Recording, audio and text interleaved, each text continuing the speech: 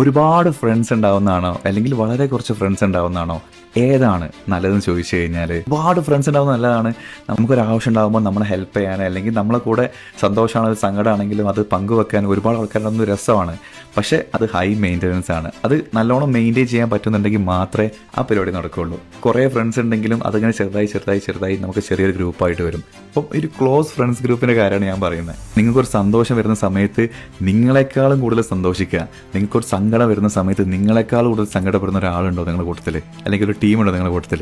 അതാണ്. എൻ്റെ മുഖത്ത് എന്തെങ്കിലും ഒരു ചെറിയ മാറ്റം വന്നു കഴിഞ്ഞാൽ അവർക്കത് മനസ്സിലാവും, അവരെന്നെ വിളിക്കും. അവൻ ഓക്കെ ആണെന്ന് ഉറപ്പ് വരുത്തിയാൽ മാത്രമേ അവർക്ക് സന്തോഷം ഉണ്ടാവുള്ളൂ. അപ്പം ഒരു ചെറിയ ഗ്രൂപ്പാണെങ്കിൽ ആ ഒരു ചെറിയ ഗ്രൂപ്പിൻ്റെ കൂടെ മാക്സിമം ടൈം സ്പെൻഡ് ചെയ്യുക. പിന്നെ ചില ആൾക്കാരുണ്ട് നമ്മൾ എപ്പോഴെങ്കിലൊക്കെ ആയിരിക്കും വിളിക്കുക, പക്ഷെ വിളിച്ചു ചെയ്യുന്ന സമയത്ത് ഒരു പരാതിയോ ഒരു പ്രശ്നങ്ങളോ ഒന്നുമില്ല. എന്താടാ വിളിക്കാൻ ഞാൻ ഒരു ചോദ്യം പോലുമില്ല.